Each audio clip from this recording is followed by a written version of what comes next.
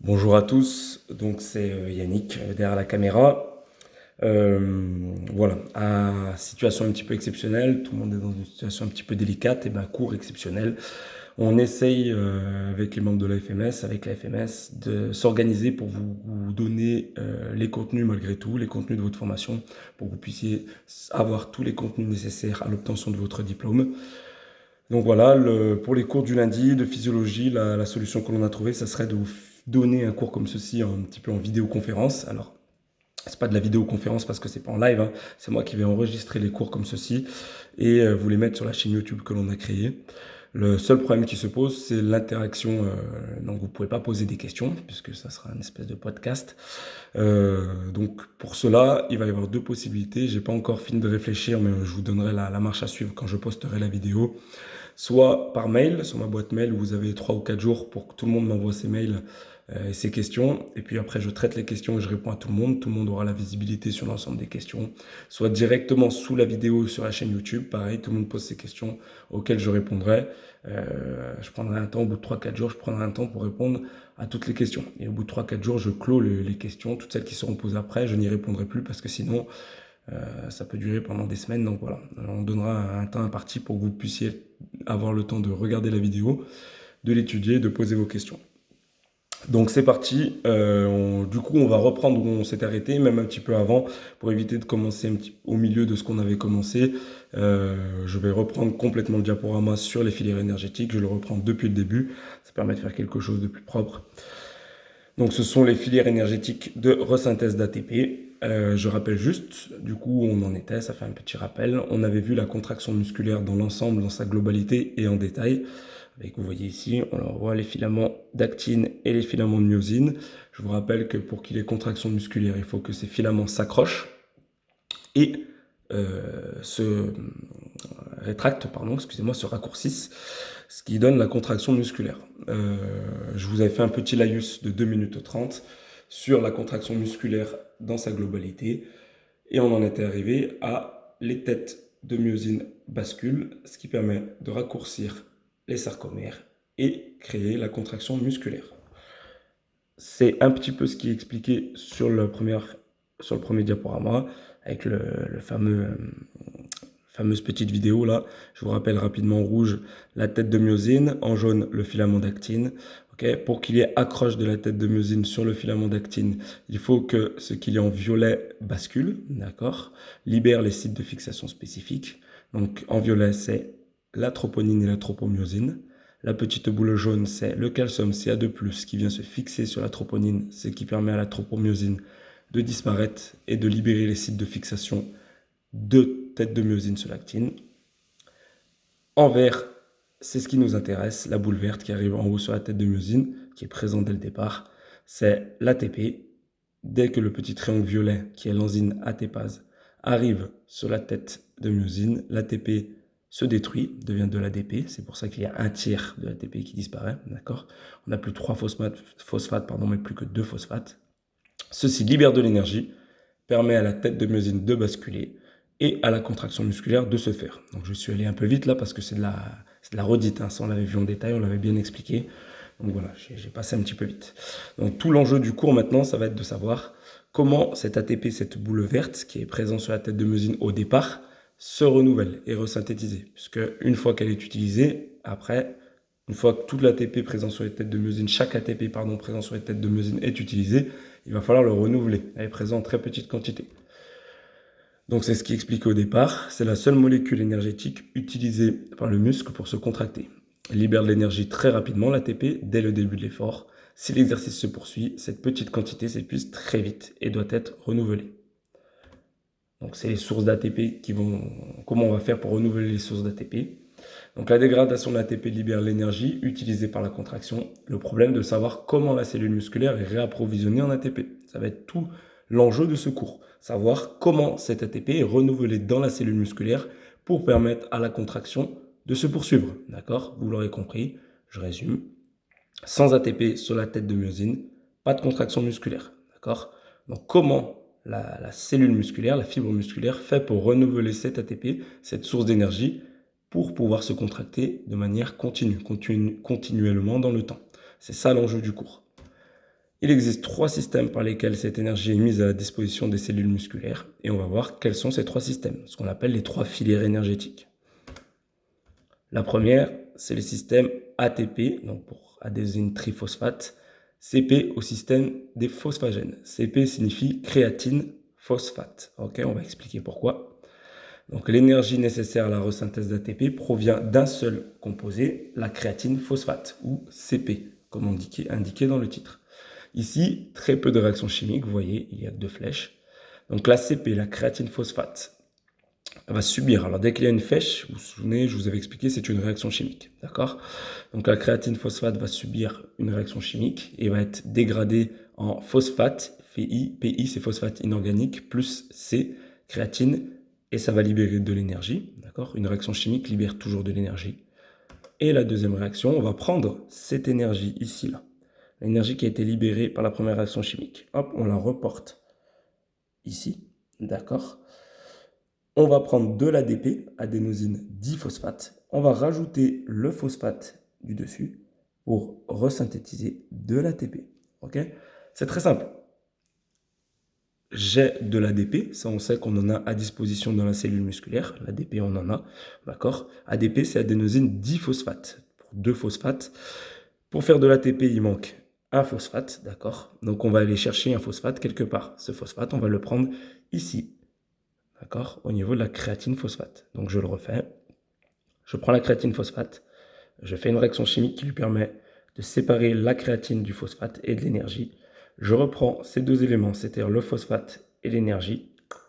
Je viens les mettre avec de l'ADP et ça donne de l'ATP. 2 réactions chimiques. Autrement dit, très rapide, très court comme filière. Ok. Le deuxième, système de la glycolyse anaérobie ou système anaérobie lactate. Okay, je vous ai volontairement mis lactate parce que je vous rappelle que contrairement à tout ce que l'on dit encore et qui a été dit pendant des dizaines d'années, c'est comme ça que je l'avais appris à l'époque, on ne parle plus d'anaérobie lactique puisqu'il n'y a pas d'acide lactique qui est produit pendant la réaction. C'est du lactate, ce n'est pas de l'acide lactique. Okay, donc on va essayer, je vais m'efforcer moi le premier puisque c'est pas comme ça que je l'avais appris, mais bon, depuis quelques années qu'on sait que c'est du lactate, on va s'efforcer à parler de lactate. Là, c'est une série de réactions plus compliquées qui met en jeu la dégradation des substrats qui procurent l'énergie nécessaire à la formation de l'ATP. On va le voir par la suite, on va détailler bien sûr, on va détailler toutes ces filières. Okay, et la troisième, le système aérobie. L'énergie nécessaire à la resynthèse de l'ATP provient de la dégradation de glucides, protides, lipides. Okay. Ce que l'on peut déduire de cette première page, c'est que quelle que soit la filière que l'on va utiliser, d'accord, quelle que soit la filière sur les 3, on va avoir besoin d'un substrat énergétique. C'est-à-dire qu'on va partir d'un produit de départ. Le substrat énergétique, c'est le produit de départ pour permettre de donner, grâce à une réaction, à une chaîne de réaction chimique, de l'ATP à la fin. D'accord? Donc on part d'un substrat énergétique, d'un produit de départ, pour arriver à de l'ATP. Cela grâce à des réactions chimiques. Et ce qu'on peut tout de suite anticiper, c'est qu'en fonction des filières, donc si on parle de la première, 2 et 3, le nombre de réactions chimiques va augmenter. D'accord? La première, j'ai très peu de réactions chimiques, d'ailleurs je n'ai que 2, je l'ai anticipé ici. Le substrat énergétique de départ, c'est la créatine phosphate, on va donner l'ATP. La deuxième, glycolyse anaérobie, je vais prendre un petit peu d'avance sur la suite, je vais anticiper. Donc c'est une série de réactions chimiques plus compliquées qui permettent de donner de l'ATP. Le substrat énergétique de départ, comme le nom l'indique ici, ça va être le glycogène, d'accord? Donc la source glucide, c'est la même racine, glycogène, glucide, ok? Et le système aérobie, ce sont encore une série de réactions chimiques encore plus complexes, donc encore plus longues. Et cette fois-ci, en substrat énergétique, on va pouvoir avoir glucide en 1, oui, parce que vous verrez que la première étape est commune à la filière glycolyse anaérobie, protides et lipides. C'est-à-dire que chaque macronutriment présent dans notre organisme va pouvoir être utilisé par le système aérobie pour produire de l'ATP.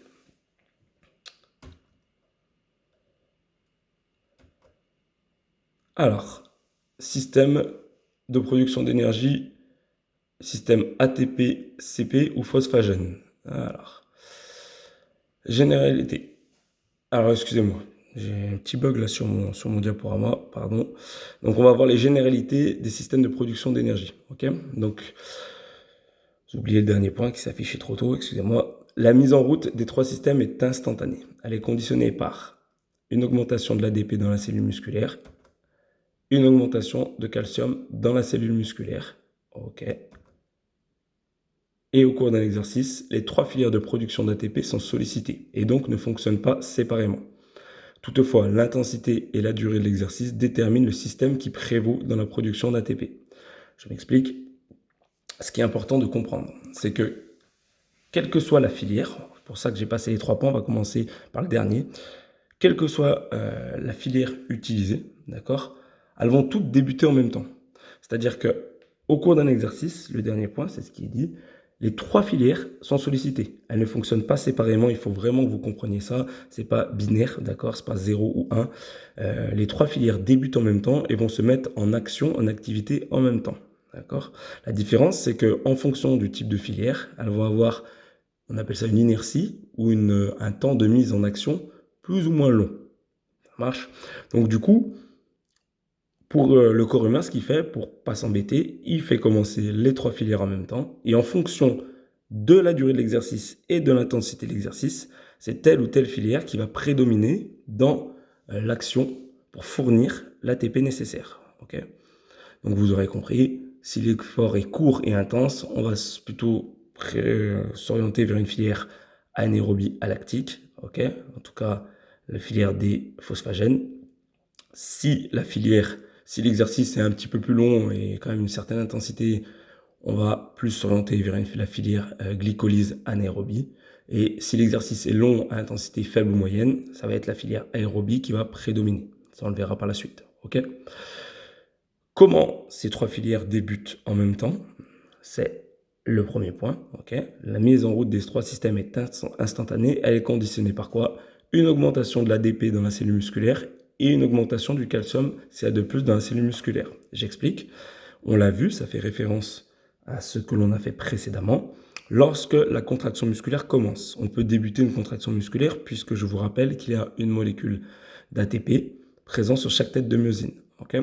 Lorsque la contraction musculaire commence, je vais utiliser la molécule d'ATP déjà en attente sur la tête de myosine pour débuter la contraction musculaire.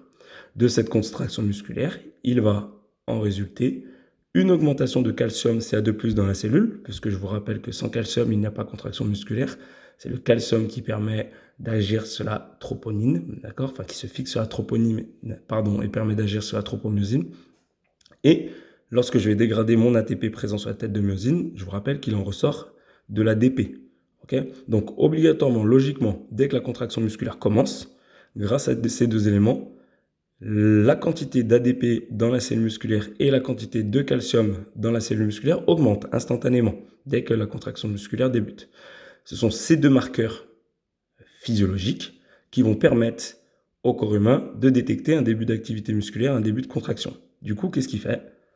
Il lance la mise en route des 3 filières. Okay. Il se dit, il y a une contraction musculaire qui commence, je vais avoir besoin d'ATP pour la poursuivre, je mets en route les usines à fabrication d'ATP. J'envoie tout le monde au boulot et il débute la mise en place des 3 filières, des 3 systèmes de production d'ATP. Donc, dans la plupart des sports, les besoins énergétiques requièrent généralement d'une grande utilisation de 2 des 3 systèmes de production d'énergie. D'accord. Donc, hormis quelques sports particuliers, comme on avait pris l'exemple du sprint, forcément en athlétisme, du lancer de javelot, du lancer de disque, ces sports très courts et très intenses, l'haltérophilie aussi, pour sortir un petit peu de l'athlétisme, eux, l'effort est tellement court, il fait moins de 15 secondes, donc la seule filière énergétique utilisée pendant l'effort va être la filière anaérobie lactique, en tout cas la filière de la créatine phosphate, des phosphagènes, d'accord. La plupart des sports va avoir besoin de toutes les filières et en fonction du moment de l'effort et du type d'effort à l'instant T, de plusieurs, de 2 des 3 filières, d'accord, de production d'énergie. Les points importants ensuite à connaître par cœur, ce sont les caractéristiques des filières. Donc, très important, chaque filière énergétique se caractérise comme suit. Et c'est très important, il faut connaître les définitions de ces caractéristiques de filière par cœur. 1. Le délai d'intervention. Qu'est-ce que c'est? Il représente la vitesse de mise en jeu des réactions chimiques. D'accord? Donc, chaque filière a un délai d'intervention différent. Vous l'aurez compris. Plus il y a de réactions chimiques pour arriver à fabriquer de l'ATP dans la filière, plus le délai d'intervention est long. Ok? Donc, on va commencer à trahir un petit peu le secret qui n'en est plus un, vous l'aurez compris. La filière aérobie est celle qui a le délai d'intervention le plus long. Beaucoup de réactions chimiques à mettre en jeu pour arriver au produit final qu'est l'ATP, donc long délai d'intervention. La capacité, important, on appelle ça capacité d'une filière, c'est la quantité totale d'énergie fournie par le système depuis le début de son intervention jusqu'à son épuisement. Elle représente l'endurance du système. Autrement dit, c'est la quantité d'énergie totale fournie par une filière énergétique, quantité d'énergie totale. À ne pas confondre avec la puissance, d'accord, qui, elle, est la quantité maximale d'énergie fournie par unité de temps. D'accord? Donc, on va prendre un exemple, la filière aérobie, qui va avoir une capacité infinie, puisque la filière aérobie, par définition, elle ne s'arrête jamais. C'est celle qui fonctionne tout le temps, tout le long de votre journée, d'accord? Et étant donné que ces substrats énergétiques sont glucides, lipides, protides, vous en avez toujours dans votre organisme. Quand j'ai plus de glucides, j'utilise les lipides, et quand j'ai plus de lipides, j'utilise les protides, d'accord? Dans des cas extrêmes, on prend l'exemple par exemple d'ultra-trail, où les mecs, bon, même quand ils sont épuisés en glucides, ils vont taper dans les lipides, et même quand ils vont avoir une réserve de lipides trop faible, le corps, pour protéger le peu de lipides qu'il reste, va venir détruire le muscle et se servir des protides comme substrat énergétique. Donc la capacité de la filière aérobie, elle est infinie. Par contre, sa puissance est très faible. Par unité de temps, on produit très peu d'ATP puisque, par définition, le délai d'intervention est long. Il y a beaucoup de réactions chimiques à mettre en jeu pour avoir de l'ATP. Donc la puissance de la filière aérobie est faible. A l'inverse, si on prend la filière 1 des phosphagènes, elle va avoir une capacité très faible, c'est-à-dire que en quantité totale, on va pouvoir produire peu d'ATP, par contre une puissance énorme.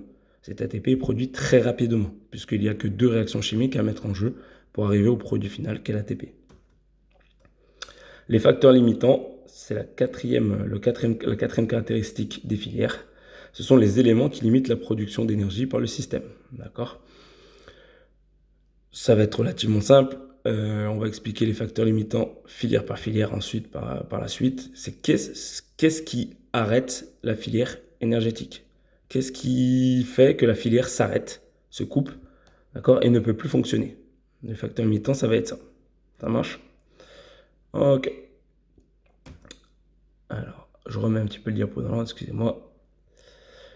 Qu'est-ce que les sources anaérobies d'ATP? Anaérobie veut dire sans oxygène. Le métabolisme anaérobie permet donc la resynthèse de l'ATP par des réactions chimiques qui ne nécessitent pas d'oxygène. 2 des 3 systèmes sont anaérobies, d'accord? C'est le système ATP, créatine phosphate, ou phosphagène, et le système de la glycolyse anaérobie, d'accord? Donc ces 2 systèmes sont 2 filières énergétiques qui permettent la production d'ATP sans utilisation d'oxygène. C'est pour ça qu'on les appelle les 2 filières anaérobies. Okay, en opposition au 3e système, à la 3e filière, qui est la filière aérobie, donc qui utilise l'oxygène dans ses réactions chimiques pour produire de l'ATP. Donc on va expliquer tout ça plus en détail par la suite. Okay, c'est ce qui suit. Voilà tout. Je vous rappelle donc rapidement ce qu'il y a en bleu là, à connaître par cœur les caractéristiques des filières, à comprendre et à connaître par cœur le délai d'intervention, la capacité, la puissance et les facteurs limitants des filières. C'est ce qui caractérisent et donc différencient chaque filière. Donc très important. Donc on va enchaîner avec l'étude des filières de manière indépendante, okay, une après l'autre, et on attaque par la filière ATP créatine phosphate ou filière anaérobie alactique, okay, appelée anaérobie alactique. Alors, comme le nom l'indique, ce système de production d'ATP fonctionne sans la présence d'oxygène et sans accumulation de lactate. J'ai bien précisé. Il n'y a ni utilisation d'oxygène, ni accumulation de lactate dans cette filière. La créatine phosphate et l'ATP sont emmagasinés dans la cellule musculaire. Okay, la créatine phosphate est semblable à l'ATP. La perte du groupement phosphate s'accompagne de la libération d'une grande quantité d'énergie. l'énergie libérée est disponible pour la resynthèse d'ATP. C'est exactement ce que je vous expliquais tout à l'heure en amont, j'avais un petit peu anticipé. Donc on va le mettre sous forme de formule de réaction chimique, vous allez comprendre. Je vous le refais. Créatine phosphate, d'accord? Une réaction chimique, je sépare les deux, j'ai du phosphate et de la créatine, plus de l'énergie. Je reprends ce phosphate et cette énergie, hop, je le reporte en dessous, énergie et le phosphate. Je couple à l'ADP qui est présent dans la cellule musculaire, puisqu'on l'a dit, quand on va dégrader un ATP pour la contraction musculaire, il va en résulter un ADP de phosphate. Donc je vais réutiliser cet ADP. Je rajoute le phosphate et j'ai de l'ATP. Donc c'est une filière énergétique qui n'a besoin que de 2 réactions chimiques pour produire de l'ATP. Autrement dit, si on s'attarde sur les caractéristiques de cette filière, elle va avoir un délai d'intervention pratiquement nul, et oui, puisque 2 réactions chimiques pour arriver seulement au produit final qui est l'ATP, ça va très très vite. Donc délai d'intervention quasiment nul, instantané, immédiat. C'est ce qui explique que c'est la filière énergétique des efforts très courts, très brefs et intenses. On va avoir une puissance très élevée. Ok, donc forcément, on produit de l'ATP très rapidement, d'accord? Donc beaucoup d'ATP produit par unité de temps. Alors, ça ne fait pas beaucoup en termes de quantité, d'accord? Mais beaucoup en termes de ramené, rapporté au temps. Donc du coup, on va avoir une puissance très élevée. Elle est donc mise à profit dans des efforts explosifs d'une durée inférieure à 10 secondes ou dans des sports à répétition d'action explosive. Ok, tennis, sport co, ça c'est bien sûr qu'elle va être mise à profit sur certains, enfin tout au long de la partie du match sur ces sports-là, mais si on le met à des sports purs et durs, d'accord, ça va être la filière de l'haltérophilie, la filière du sprint, du 100 mètres et du 200 mètres, des différents lancers en athlétisme, ce genre de choses, ok. Et enfin, une capacité très faible, ok. Ça va être pour des efforts maximaux inférieurs à 20 secondes, donc capacité très très faible, très faible.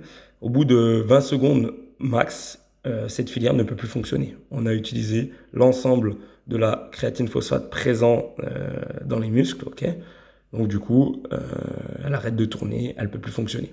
Donc c'est soit vous continuez sur un effort moins intense avec d'autres filières, soit vous êtes obligé d'arrêter l'effort. Assez simple cette filière, facile à comprendre, ça va très vite, d'accord? Donc peu de réactions chimiques. Important de comprendre, un délai d'intervention très court, une puissance très importante et une capacité très faible. Le facteur limitant de cette filière, d'accord, ça va être son substrat énergétique. Qu'est-ce qui va limiter cette filière? C'est le substrat énergétique, c'est-à-dire la créatine phosphate.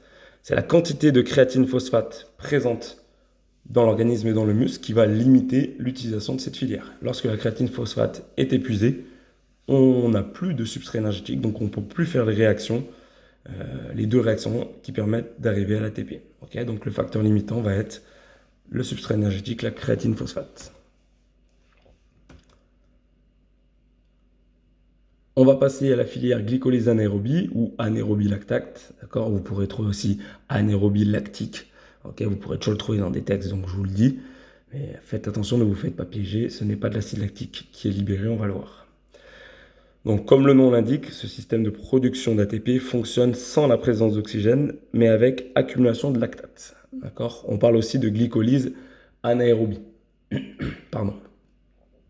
Le terme glycolyse signifie dégradation du sucre. Ok, donc c'est la racine, c'est glycogène. Je vous rappelle que le glycogène est la forme stockée du glucose dans le corps humain. D'accord ? Dans le corps humain, le substrat énergétique, le macronutriment glucose, glucide, glucide, est stocké sous forme de glycogène dans le foie. Ok, je vous le rappelle. Et les muscles. Il y a 2 réserves. Les muscles, petite réserve, chaque muscle a sa petite réserve de glycogène.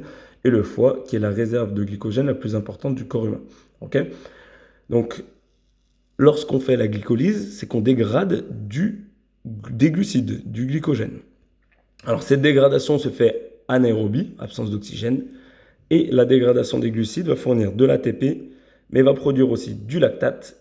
Et ce qui est important, c'est que cette production de lactate s'accompagne de la libération du H+. Alors je vous le fais très simple, en simplifié, vous pourrez trouver sur internet ou dans des livres on a une version beaucoup plus compliqué de la glycolyse, ok, avec les transporteurs NAD qui transportent les ions H+, etc. Donc voilà, moi je vous fais la version la plus simple et la plus accessible pour tout le monde. Pour retenir, pour faire simple, voilà, quand je fais la glycolyse, je vais produire du lactate et ce lactate s'accompagne de la production, de la libération d'ions H+. Ok. Ces ions H+, c'est ceux qui vont être responsables de l'acidité cellulaire. Ils vont faire augmenter le pH. D'accord. Donc en s'accumulant, ils vont considérablement modifier l'acidité cellulaire. C'est-à-dire quand les ions H+ s'accumulent dans la cellule musculaire, le pH devient très acide, d'accord. Donc ils vont faire augmenter l'acidité cellulaire, ils vont faire diminuer le pH, pardon. Un pH acide, c'est un pH bas. Donc quand ces ions s'accumulent dans la cellule musculaire, le pH va diminuer, ok. Et donc l'acidité musculaire, l'acidité cellulaire va augmenter. On appelle cela l'acidose métabolique. Et c'est ce qui va perturber l'activité musculaire du pratiquant. Donc pendant très longtemps, on pensait que c'était le lactate, qu'on appelait acide lactique à l'époque, qui était responsable du mal de jambe pendant ce type d'effort et de l'arrêt de l'exercice. Pas du tout. On va s'en rendre compte après, je vais l'expliquer par la suite dans les cours. Le lactate, au contraire, il est plutôt bienfaisant pour le corps humain. Et c'est l'acidose musculaire, c'est-à-dire les ions H+, qui viennent perturber l'équilibre, donc l'homéostasie. Vous savez que le pH, d'accord, est une caractéristique de l'homéostasie, la fameuse homéostasie dont je vous parle depuis le début de l'année. Donc l'acidité, le pH cellulaire, c'est un paramètre d'homéostasie. Si les ions H+ s'accumulent dans une cellule, il va faire diminuer le pH, donc augmenter l'acidité de la cellule, en l'occurrence là on parle du muscle, donc perturber l'homéostasie. Okay, c'est cette acidose métabolique, donc cette perturbation d'homéostasie trop importante qui va venir perturber les différentes réactions chimiques qui se passent dans le muscle et va venir perturber l'activité musculaire du pratiquant. D'accord. Arrêter la pratique de l'activité. Les réactions chimiques ne peuvent plus se faire dans un milieu où le pH est trop faible, où l'acidité musculaire est trop importante. Alors, les réactions chimiques sont les suivantes. Okay. Glucides plus ADP plus phosphate donne de l'ATP. On explique. Production d'énergie à partir des glucides. On part du glycogène ici. D'accord. Je vais avoir, donc tout ça, c'est la glycolyse, là. Tout ça, là. Ça, c'est la glycolyse. D'accord. Je vais partir du glycogène. Alors, il y a une petite subtilité. Le glycogène, c'est la forme stockée du glucose. D'accord. Donc, c'est une forme assez lourde, assez dense, assez importante. Elle ne peut pas se transporter dans le sang sous cette forme-là. Ok. Donc, si elle est stockée sous forme de glycogène dans le muscle, pas de souci. Le glycogène est déjà à proximité dans la cellule musculaire, donc va pouvoir être utilisé directement par la glycolyse, d'accord, pour être dégradé et produire de l'ATP. En revanche, si le glycogène est au niveau du foie, stocké au niveau du foie, il faut emmener ce glycogène jusqu'aux cellules musculaires pour faire la glycolyse. Ok. Je vous l'ai dit juste avant, le glycogène, c'est la forme stockée, c'est une grosse molécule et elle ne peut pas se transporter sous cette forme-là. Je vous rappelle que le sang est un transporteur. Okay. Donc il y a une première petite réaction chimique ici qui transforme le glycogène en glucose. Okay. C'est le glucose qui va passer dans le sang et être acheminé jusqu'aux cellules musculaires. Okay. Donc ça va modifier un petit peu on fait un petit rappel de ce qu'on a vu dans les cours précédemment. Ça va un petit peu modifier la glycémie puisqu'on va augmenter un petit peu la quantité de sucre qui est transportée dans le sang.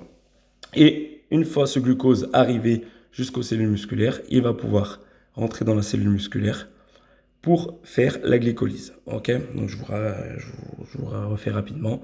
Glycogène, forme stockée dans le foie. S'il doit être acheminé jusqu'aux cellules musculaires pour faire la glycolyse, il est d'abord transformé. Il y a une petite réaction chimique que l'on voit ici, qui le transforme en glucose. Et c'est ce glucose qui est transporté par le sang jusqu'aux cellules musculaires. Donc, ce glucose, la glycolyse, ça va donner de l'ATP et du pyruvate. Okay. À partir de l'ADP qui est présent ici, on va donner de l'ATP et du pyruvate. D'accord. Ce pyruvate, il va se transformer en lactate. Alors, bougez pas. J'anticipe un petit peu là parce que c'est un petit peu complexe. Bon, excusez-moi, je pensais que c'était plus détaillé. C'est sur mon autre diaporama parce que je vous rappelle qu'il y a un autre diaporama sur les filières énergétiques pour que vous compreniez. Il y a un autre cours. Donc, Ce sera le cours suivant.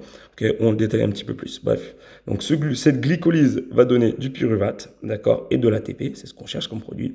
Et ce pyruvate va se transformer en lactate, d'accord. Et la production de lactate va s'accompagner du H+, c'est ce que j'expliquais précisément.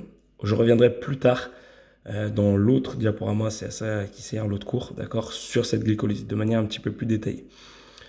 Je la refais parce que c'est peut-être un petit peu confus. Donc, pour arriver au produit final qu'est l'ATP ici, je vais faire la glycolyse. Donc, je vais partir de glycogène, le transformer en glucose, faire des réactions chimiques. Là, il n'y a qu'une flèche, mais c'est une petite cascade de réactions chimiques, la glycolyse, qui va donner de l'ATP. C'est ce produit-là qu'on cherche, cet ATP pour la contraction musculaire. L'ATP pardon, est produit avec du pyruvate, et ce pyruvate se transforme en lactate. Et vous pourrez ajouter ici plus ion H+, ok, plus H+. Donc là, rapidement, dégradation des sucres sans oxygène, C6H12O6, donc le glucose, c'est la formule du glucose, donne du lactate plus de l'énergie, ok. L'énergie qui est utilisée ici, comme d'hab, donc c'est le même principe. On va prendre de l'ADP qui traînait par là, on va rajouter les phosphates qui vont être issus des réactions précédentes, et on va avoir 3 ATP. Okay, donc, sur la filière anaérobie à lactique, la filière des phosphagènes, une créatine phosphate donne un ATP. D'accord. Ici, sur la filière qui suit, la filière anaérobie à lactique ou anaérobie lactate, comme vous voulez, la filière de la glycolyse anaérobie, en partant d'une molécule de glucose, je vais pouvoir avoir 3 ATP, 3 molécules d'ATP. En réalité, c'est 2 ou 3 pareils, j'expliquerai par la suite dans le cours d'après, c'est pas pour pas vous surcharger d'informations tout de suite. Ok, on va avoir 2 ou 3 ATP, ça va dépendre d'où vient le glucose, mais j'expliquerai ça dans le prochain cours. Voilà, donc on a un petit peu plus, on a plus de réactions chimiques, ok, parce que c'est une cascade de réactions chimiques un peu plus complexe que les 2 réactions chimiques de la filière anaérobie à lactique. Par contre, on a plus d'ATP à la fin comme produit. Ce qui nous donne en caractéristique, donc ce système est plus complexe car il fait appel à plusieurs réactions chimiques, ce qui augmente le temps de mise en route du système. Ok, donc système plus complexe, plus de réactions chimiques, donc ça augmente son délai d'intervention, forcément, puisqu'il y a plus de réactions chimiques. Okay, bien que je le rappelle, ce système soit déclenché en même temps que le premier. Okay, cette filière anaérobie lactique, du coup, elle est opérationnelle au bout de 20 secondes. Rappelez-vous, quand je vous donne des chiffres, c'est toujours pour vous donner un ordre d'idée. D'accord, voilà. C'est pour dire que quand la première filière a fini son travail, elle arrive à épuisement, le corps humain est bien fait, la deuxième prend le relais. Très peu d'ATP est renouvelé par unité de substrat. 2 ATP pour un glucose et 3 à partir du glycogène. Alors voilà, c'est là, c'est ce que je vous expliquais, donc je vais vous le détailler. Je pensais que je l'avais que dans mon diapo d'après, mais voilà. Donc on va avoir 2 ou 3 ATP. En fait, ce qui va différencier le 2 ou 3 ATP, c'est la molécule de départ. Okay, si je pars du glycogène directement, d'accord, c'est une molécule plus grosse, non transformée. Donc on va pouvoir avoir 3 ATP en produit final. D'accord. Je vous rappelle, pour que ça parte, pour que ce soit un glycogène, le substrat de départ, il faut que ce soit un glycogène musculaire, que le glycogène soit déjà présent dans la cellule musculaire et n'ait pas besoin de transiter par le sang pour arriver jusqu'à la cellule musculaire. En revanche, si le substrat de départ, c'est un glycogène hépatique, c'est-à-dire un glycogène qui est dans le foie, je vous rappelle ce que je vous ai dit précédemment, pour arriver jusqu'au muscle, il va falloir qu'il passe par le sang. Okay, ce glycogène n'est pas transformé sous forme de glycogène, il y a déjà une première réaction chimique qui le transforme en glucose, pour pouvoir être transporté par le sang, jusqu'au muscle. Donc cette première réaction chimique, elle le taille un petit peu ce glycogène, elle le rend plus petit, d'accord, un petit peu moins complexe comme molécule. Donc du coup, quand je fais la glycolyse avec un glucose qui arrive du sang et pas un glycogène, en produit final, j'ai plus que 2 ATP et plus 3, parce que ma molécule de départ est un petit peu plus petite et ne permet pas de donner 3 ATP. Voilà pour l'explication. J'espère que j'ai été clair. Une puissance inférieure à celle de la filière anaérobie lactique, mais quand même élevée. Okay, donc elle est mise en application dans des efforts maximaux de 20 à 40 minutes, type 400 mètres plats en athlétisme, ou des fréquences de répétition en sport de combat, par exemple. Okay, le sport par excellence de la filière anaérobie lactique, la filière anaérobie lactate, c'est le 400 mètres en athlétisme. Voilà, vous faites un 400 mètres plat, vous allez comprendre ce que c'est que cette filière-là. Voilà, c'est le sport type référence pour ce type de filières. Donc en résumé, la filière de la glycolyse anaérobie, elle conduit à la formation de lactate et du OH+, ok, on l'a vu, en fin de produit, en bout de chaîne, en bout de réaction chimique, on a du lactate et des OH+, ne nécessite pas d'oxygène et n'utilise que les glucides comme substrat énergétique. Ok, donc important. Chaque unité de substrat énergétique resynthétise 2 ou 3 ATP. Je vous redis, c'est par rapport au produit de départ. Si je pars d'un glycogène, donc qui est déjà présent dans le muscle, 3 ATP en bout de chaîne, en bout de réaction chimique. Si je pars d'un glucose, donc issu du glycogène hépatique et qui a dû être transformé en glucose pour être transporté dans le sang et acheminé jusqu'à la cellule musculaire, la molécule de départ est plus petite, donc la chaîne de réaction chimique, la glycolyse, la cascade de réaction chimique de glycolyse, ne produit que 2 ATP. Voilà pour les 2 premières filières. On va faire une petite pause. Je vais déjà vous poster ça sur le groupe. Et puis voilà, je vais vous poster ça sur le groupe et puis on va enchaîner avec la filière aérobie ensuite. Deuxième partie, deuxième morceau. Je vous remercie pour votre attention. Suite au prochain épisode.